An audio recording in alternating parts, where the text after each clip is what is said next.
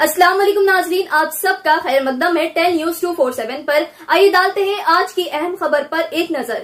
Revanth Reddy hydra के अमले के लिए 80 से ज्यादा नई गाड़ियां खरीदी। वजीर आला ने हाइड्रा पुलिस स्टेशन का इफ्तिताह किया। बाद में सीएम रेवंत रेड्डी ने हाइड्रा के अमले के लिए नई गाड़ियों को झंडी दिखाकर रवाना किया। 55 Scorpios, 21 DRF truck, 4 Innova Hycross cars. CM Revanth Reddy ने ट्रूप कैरियर वैन और कुछ बाइक को झंडी दिखाकर रवाना किया। आइए नाज़रीन देखें ये रिपोर्ट।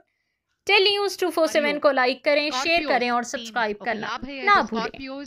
మరియు ట్రూప్ క్యారియర్ వ్యాన్స్ అలాగే బైక్స్ ని కూడా ఈజీగా డిజాస్టర్ వచ్చినప్పుడు కానీ అవసరం వచ్చినప్పుడు ముఖ్యమంత్రి గారు ఫ్లాగ్ ఆఫ్ చేశారు. హైడ్రా సరికొత్త వాహన శ్రేణిని ఒకసారి గట్టిగా చప్పట్లతోటి అభినందనలు తెలియజేద్దాం.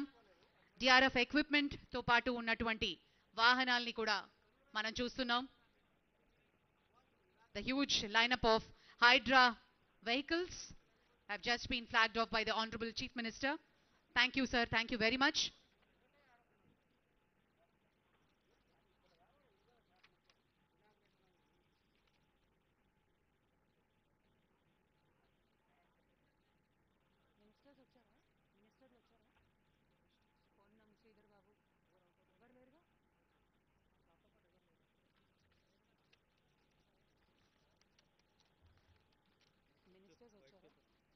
వైట్ పేపర్ లేదుగా అడుగుతున్నారా?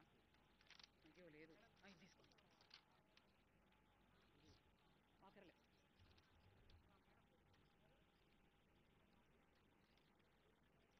సమయంలోనూ ఈజీగా అప్రోచబుల్ లేనటువంటి మార్గాల్లో కూడా బైక్స్ ఈజీగా వెళ్ళి ఆ ప్రాబ్లమ్ని సాల్వ్ చేసి అక్కడ ట్రీ కట్టింగ్ ఎక్విప్మెంట్ కూడా ఆ బైక్ మీదే పెట్టడం జరుగుతుంది. వాటిని ఈజీగా హ్యాండిల్ చేసే విధంగా బైక్స్ ని కూడా ఏర్పాటు చేయడం జరిగింది Hydraa. Thank you sir, thank you very much.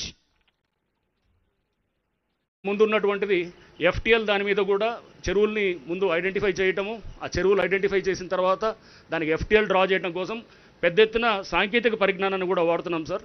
National remote sensing agency వాళ్ళతోటి కూడా ఎంఓయూ ఎంటర్ అవ్వటం జరిగింది.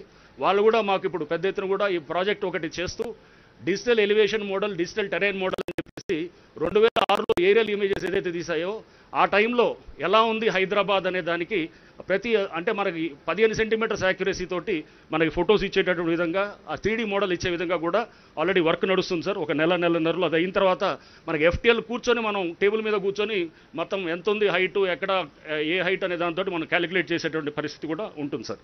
సో సాంకేతిక పరిజ్ఞానాన్ని కూడా పెద్ద ఎత్తున వాడుతూ